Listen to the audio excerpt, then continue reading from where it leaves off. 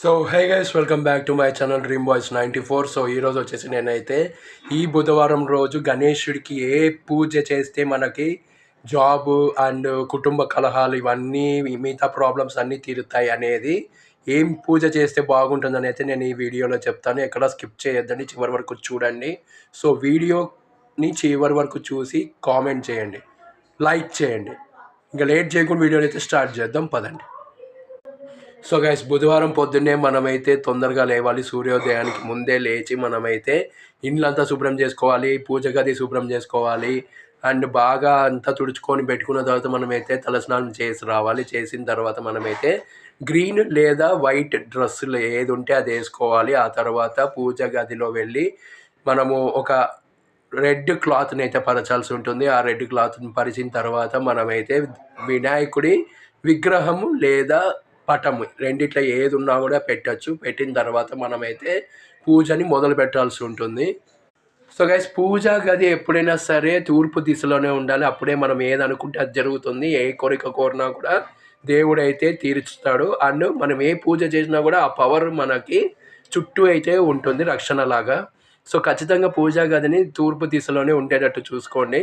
అలా అలా ఆ ప్లేస్లో ఉన్న తూర్పు దిశలో ఉన్న దేవుని రూమ్ ఉన్న ఇండ్లే మీరైతే చూస్ చేసుకొని అందులో అయితే చేరండి. సో గణేశుడికి ఈ బుధవారం ఆయనే మనకు అధిపతి కాబట్టి ఆయనకి ఈ పూజ చేయడం చాలా ప్రత్యేకం. ఆయనే మనకు ఈ బుధవారం ఉన్న ఒకే ఒక దేవుడు.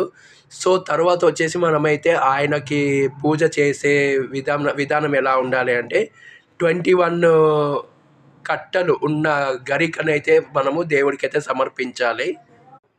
సో గైస్, ఇంతకుముందు నేను రెడ్ క్లాత్ అని అయితే చెప్పాను కదా, అదైనా ఉండొచ్చు, లేకపోతే గ్రీన్ క్లాత్ అయినా పరిచి దాని మీద మనము దేవుడి ఫోటో అయినా లేకపోతే విగ్రహం అయినా పెట్టడం అయితే ఖచ్చితంగా జరగాలి.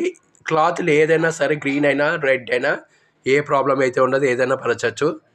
సో గైస్, మన వినాయకుడికి పూజ చేసేటప్పుడు మనకి ఏ పూలు కావాలి అంటే తెలుపు లేదా పచ్చని పూలు అయితే మనము దేవుడికి అయితే సమర్పించాల్సి ఉంటుంది. సో గైస్, దేవుడికి నైవేద్యం వచ్చేసి మోదకం, లేకపోతే బెల్లం, లేకపోతే పచ్చిమిర్చి మిశ్రమం అయితే పెట్టచ్చు. సో మనం దీపాన్ని నెయ్యితో కానీ లేకపోతే నువ్వుల నూనెతో కానీ వెలిగించాల్సిన అవసరం అయితే ఉంటుంది. ఆ తర్వాత దీపం అయిపోయిన తర్వాత మనం మిగతా పూజను అయితే స్టార్ట్ చేయాల్సి ఉంటుంది.